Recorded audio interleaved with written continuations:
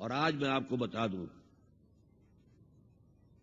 امریکہ اور انگلینڈ خاص طور پر اور بقیہ عیسائی مملکتیں بھی بالعموم اسلام کے خلاف جو جنگ جاری کر رہے ہیں اور تیزی کے ساتھ یہ بڑھے گی،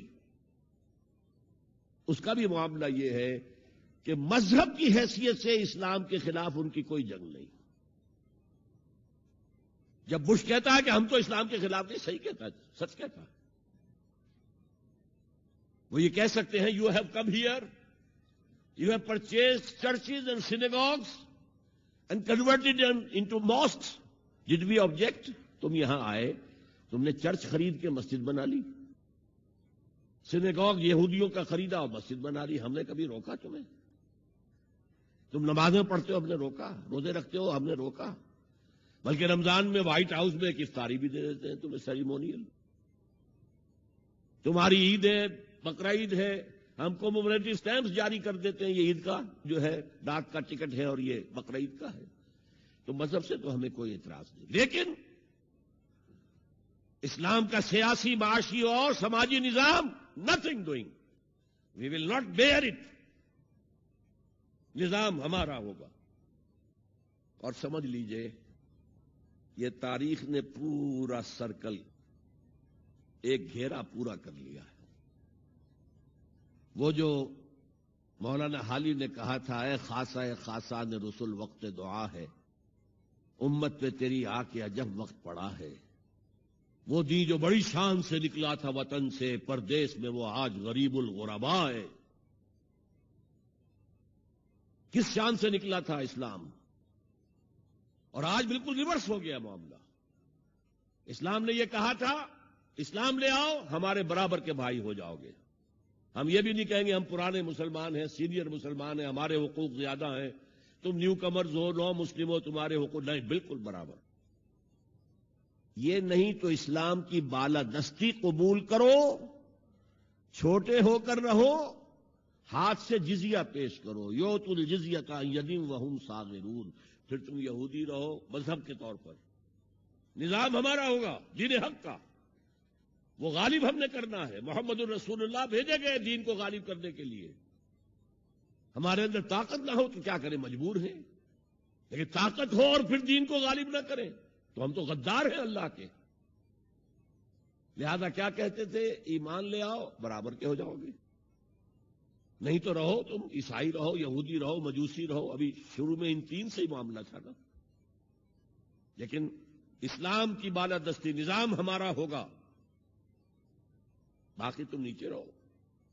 اور اگر یہ بھی منظور نہیں تو آؤ، تلوار ہمارے اور تمہارے درمیان فیصلہ کرے گی۔ یہی بات تھی کہ نہیں؟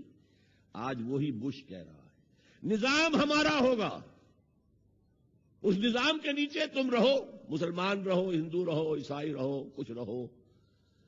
یہ بالکل برعکس کیفیت ہو گئی اس کی۔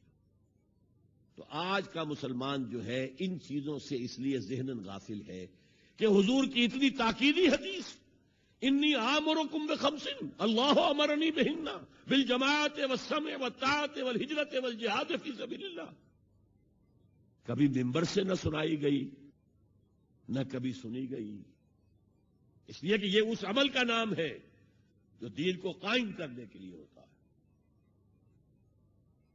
چوتھا کام فرمایا گیا واتبعوا النور الذی انزل معہ، وہی لفظ اتباع چل رہا ہے۔ یہ ساری میری گفتگو کا مرکزی لفظ اتباع ہے۔ یاد ہے میں نے کیا کہا تھا؟ اللہ کی اطاعت کلی اور محبت شدید مل کر کیا چیز بنے گی؟ عبادت۔ رسول کی اطاعت کلی اور شدید محبت مل کر کیا بنے گی؟ اتباع۔ اور اتباع کا درجہ کیا ہے؟ قل ان کنتم تحبون اللہ فاتبعونی یحببکم اللہ، اے نبی ان سے کہہ دیجئے اگر تم اللہ سے محبت کرتے ہو تو میرا اتباع کرو، میری پیروی کرو، میرے نقش قدم پر چلو۔ اب آپ سوچئے، اگر ہم کاروبار کر رہے ہیں، فرض کیجئے کوئی شخص 100% دیانتداری سے کام کر رہا ہے، کوئی شخص سود کے اندر براہ راست ملوث نہیں ہے، وہ نماز پڑھتا ہے، روزہ رکھتا ہے، لیکن یہ اتباع نہیں کر رہا جو حضور نے جو کام کیا تھا کہ غلط نظام، طاغوتی نظام کو جڑ سے اکھاڑ کر پھینکا جائے اور اللہ کا دیا ہوا دین حق قائم کیا جائے، تو اتباع میں کیا حصہ ہے اس کا؟ کوئی نہیں۔ ایک سوال آپ سے کرتا ہوں، حضور نے وحی کے آغاز کے بعد کوئی کاروبار کیا؟ جی، آپ پہلے بہت اچھے تاجر تھے، بہت کامیاب تاجر تھے، اس وقت کا ایکسپورٹ امپورٹ، قافلہ لے کر جا رہے ہیں شام، قافلہ واپس لے کر آ رہے ہیں، لیکن جیسے ہی وحی آ گئی، یا ایھا المدثر قم فانذر وربک فکبر، اے لحاف میں لپٹ کر لیٹنے والے اب کھڑے ہو جاؤ، کمر کس لو، گرڈ اپ یور لائنز، اپنے مشن کا آغاز کرو۔ اس کا آغاز کیا ہے؟ انذار، خبردار کرو انہیں کہ زندگی یہی زندگی نہیں ہے، اصل زندگی آخرت کی زندگی ہے، اور قیامت کے دن تمہیں حساب جو ہے اپنا پیش کرنا ہوگا، جواب دہی کرنی ہوگی۔ You will have to face the ground accountability of the day of judgment۔ یہ انذار سے بات شروع کرو، وَرَبَّكَ فَكَبِّرْ، اور جو ہدف ہے مقصود کیا؟ اللہ کو بڑا کرو، یعنی اس کی بڑائی نافذ کرو۔ پارلیمنٹ میں بھی اس کا حرف آخری ہو، لِتَكُونَ كَلِمَةُ اللَّهِ هِيَ الْعُلْيَا، تاکہ اللہ کا کلمہ سب سے اونچا ہو جائے۔ یہ نہیں کہ صاحب ہمارے تو 60% لوگوں نے یہ رائے دے دی ہے، بس اب ہم نہیں جانتے کہ قرآن میں کیا ہے یا کسی اور آسمانی ہدایت میں کیا ہے، تورات میں کیا ہے، انجیل میں کیا، ہم نہیں جانتے۔ اگر ہم اس کے خلاف جد و جہد نہیں کرتے تو اتباع میں کوئی حصہ نہیں ہمارا۔ جو اطاعت تھوڑی بہت ہم کر رہے ہیں وہ بھی جزوی ہے، کلی نہیں ہے، اسی لیے دنیا کی رسوائی وہ تو ہمارے ماتھے پر لکھی ہوئی ہے، ضربت علیہم الذلۃ والمسکنۃ وباؤوا بغضب من اللہ۔ آج ہمارا حال یہ ہے۔ تو اتباع رسول، محبت رسول کا تقاضا، وہی جد و جہد کرو، وہی جد و جہد کرو، اسی کا نام جہاد فی سبیل اللہ ہے۔ بدقسمتی سے خود ہم نے غلط انٹرپریٹیشن جہاد کی ہے، جس کی وجہ سے دشمنوں کو موقع ملا ہے۔ جہاد کے معنی جنگ، حالانکہ جہاد کے معنی تو جنگ نہیں ہے، جہاد جد و جہد کا نام ہے، کوشش۔ جوہد کے مقابلے میں آئے گی تو وہ جہاد ہے۔ جوہد یک طرفہ ہے تو جوہد ہے، اور دو طرفہ ہو رہی ہے، رسہ جو ہے آپ ادھر کھینچ رہے ہیں وہ ادھر کھینچ رہے ہیں، یہ جہاد ہے۔ آپ توحید کا پرچم اٹھائے ہوئے ہیں، توحید پھیلا رہے ہیں، وہ شرک پھیلا رہے ہیں، یہ جہاد ہے۔ کوئی مغربی ڈیموکریسی چاہتا ہے، کوئی سوشلسٹ ڈیموکریسی چاہتا ہے، ان کے درمیان رساکشی ہوگی کہ نہیں ہوگی؟ یہ جہاد ہے۔ قتال تو جہاد کی 9 منزلہ عمارت میں جا کے 9ویں منزل پر قتال فی سبیل اللہ، اور یہ دونوں قرآن کی اصطلاحات ہیں۔ ہم نے جہاد کو بھی جنگ بنا دیا، تو پھر تو اب ہر شخص کو قرآن میں جنگ ہی جنگ نظر آئے گی، جہاں جہاد کا لفظ آیا جنگ، جہاں جہاد کا لفظ آیا جنگ۔ اسی سے تو ان کو موقع مل گیا نا۔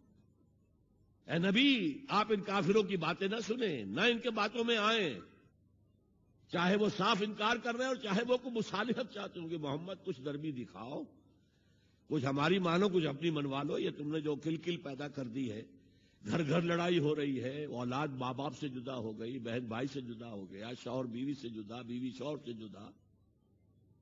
تو جو کہتے ہیں کہ a house divided amongst itself can not stand, ہمارا تو تم نے قبائلی جو ہمارا روب تھا وہ ختم کر دیا دنیا میں، لہذا ایسا کرو، کچھ مصالحت کرو، کچھ اپنی منوا لو، کچھ ہماری مان لو۔ قرآن نے کہا وَدُّوا لَوْ تُدْهِنُ فَيُدْهِنُونَ فَلَا تُطِعِ الْمُكَذِّبِينَ، ان کی بات نہ سنیے۔ تو جہاد تھا جو ہو رہا تھا، جس کے لیے میں نے رات تقریر کی ہے، جہاد بالقرآن، فَلَا تُطِعِ الْكَافِرِينَ وَجَاهِدْهُمْ بِهِ جِهَادًا كَبِيرًا۔ یہ سورہ الفرقان کی آیت ہے نمبر 52، اور شروع کیسے ہوتی ہے سورہ الفرقان؟ تبارک الذی نزل الفرقان علی عبدہ لیکون للعالمین نذیرا۔ بڑی بابرکت ہے وہ ذات جس نے اپنے بندے محمد پر صلی اللہ علیہ وسلم یہ الفرقان نازل کر دیا تاکہ تمام جہان والوں کو خبردار کر دے، انذار اور وہ پوری نوع انسانی کے لیے انذار.